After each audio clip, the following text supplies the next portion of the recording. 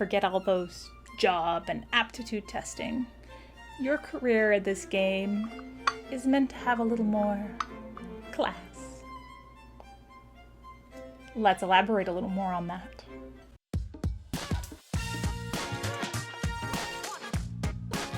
So today we are diving into classes, or your character's job specialty as an adventurer. Classes can be divided into 4 categories: full, half, third, and non-casters, and divided up by how heavily they use magic, when they earn their first spell, how they earn spell slots, and their focus in combat. But to dive into it a little bit more, to the chalkboard. Full casters. Magic is their go-to. Hurling lightning bolts and healing party members, this will be their first port of call. They can be rather squishy, so they get magic right away to make up for it. Half casters, they're split between magic and weaponry in combat. They will have more training in weapon and armor, but can still pack a standalone punch in magic or to ramp up weapon hits when needed. Generally, they don't get their first spell until level 2. Third casters are almost completely focused on another form of combat, but the spells they do know just polish and buff that gem in the rough until it shines like $1 million diamond.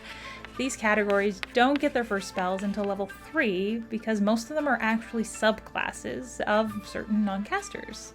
Non-casters are those who never get or use magic. Their focus is on honing their skills in combat, melee, or ranged, making them highly trained and skilled in different weaponry, armor types, or traits like unarmored defense, making them harder to hit when they get up close and personal in combat. None of these categories is objectively better or worse than another. It's just a matter of your preferences and what you might enjoy.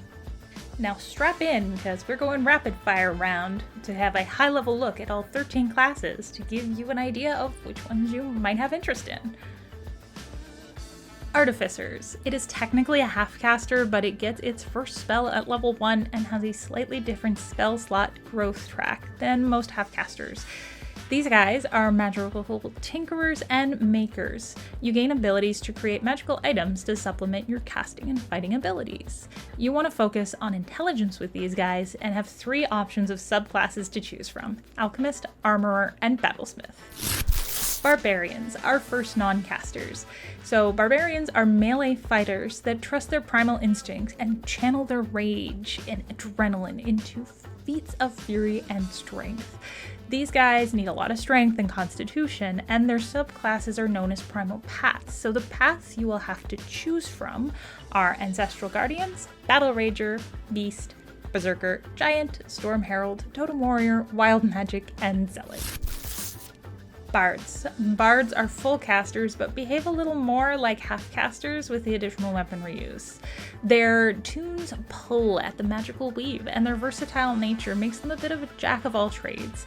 You're gonna dump heavily into charisma and dexterity with these guys. Their subclasses are called colleges, and you can enroll in the College of Creation, Eloquence, Glamour, Lore, Swords, Valor, or Whispers. Clerics. These are full casters, and they are hardy divine magic channelers known for being equally talented in combat training as they are in healing. They generally are devoted to a specific deity and their deity's goals in the game.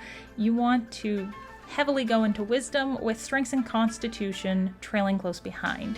Their subclasses are called divine domains, and the full list is Arcana, Death, Forge, Grave, Knowledge, Life, Light, Nature, Order, Peace, Tempest, Trickery, Twilight, and War.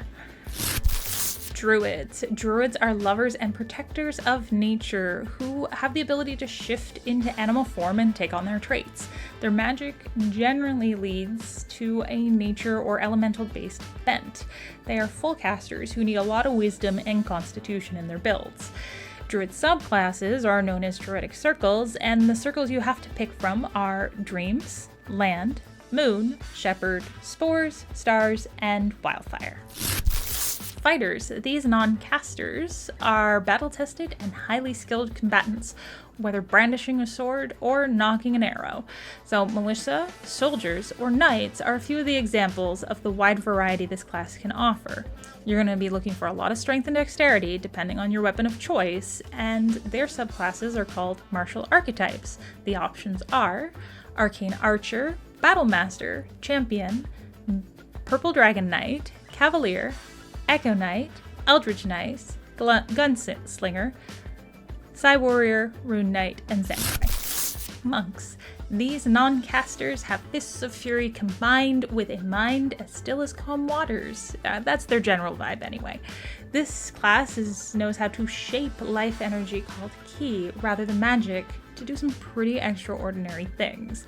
They're going to want a lot of dexterity and wisdom, and their subclasses are monastic traditions, which the choices are the Way of the Ascendant Dragon, the Way of the Astral Self, the Way of the Drunken Master, the Way of the Four Elements, the Way of the Kensai, the Way of Mercy, the Way of the Long Death, the Way of the Open Hand, the Way of the Shadow, and the Way of the Sunset. Paladins. These half-casters are armor-clad warriors who have sworn to uphold justice and righteousness, or a cause that they fully commit their life to. If you want a bit of everything, melee combat, magic use, and healing, their variety with a cause might appeal to you. You're going to want a lot of strength and charisma, and since they take oaths, it's only fitting that that is what their subclass is named after. If you choose a paladin, the oaths you could swear to are the Oath of the Ancients, the Oath of Conquest, the Oath of Devotion, the Oath of the Crown, the Oath of Glory, the Oath of Redemption, the Oath of Vengeance, the Oath of the Watchers, and a special one known as Oathbreaker. Rangers. These are non-casters or third casters. They are warriors of the wilderness that live in step with nature, but don't see it as a divine entity like druids do. They focus on speed, stealth, and hunting or tracking a favorite foe. They're going to really need wisdom and dexterity, and their subclasses are called ranger archetypes. The list includes Beastmaster, Drake Warden, Gloomstalker, Horizon Walker, Hunter, Fey Wanderer, Monster Slayer, and Swarmkeeper. Rogues, a non-caster or third caster type as well. These thieves, assassins, pirates, and mastermind are the flair you will see in the rogue class. They dominate in the realms of stealth and sneakiness. Dexterity is key, and charisma and intelligence should be close behind.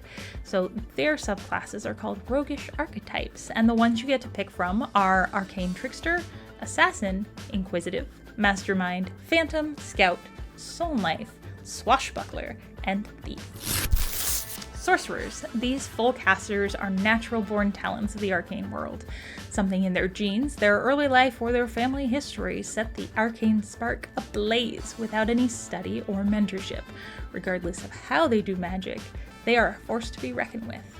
You want to load heavily into charisma, and sorceress origins are what you are going to be looking to niche into, and they are Aberrant Mind, Clockwork Soul, Divine Soul, Draconic Bloodline, Lunar Sorcery, Shadow Magic, Storm Sorcery, and Wild Magic. Warlocks. Technically, warlocks are a category all their own due to their varied nature and their different spells casting structure. Personally, I like to think of them as full casters. So warlocks tapped into the magical world via a patron or a magical entity gifting them magical power and talents, like someone slipping you the answers to an exam. Shh. So, like bards, they are extremely versatile, but their deal with a patron means that they've traded those hours of study for hours of service. So you're going to need a lot of charisma with these guys. The warlock subclasses are called patrons, and the eager list of patrons looking to adopt you are the Archfey, the Celestial, the Fathomless, the Fiend, the Genie, the Great Old One, the Hexblade, the Undying, and the Undead. Last but certainly not least, the Wizard. This full caster is the total opposite of warlocks. Wizards got their arcane abilities from books and years of study. So they have a mastery unmatched in most magic users in breadth and width. Because of all those book hours of study, intelligence is their main stat. The Wizard subclasses go by the name of arcane traditions, and your areas to specialize study in include blade singing, Order of the Scribes, School of Abjuration, School of Divination, School of Evocation, School of Illusion, School of Necromancy, School of Transmutation, and War Magic. So that's all of them.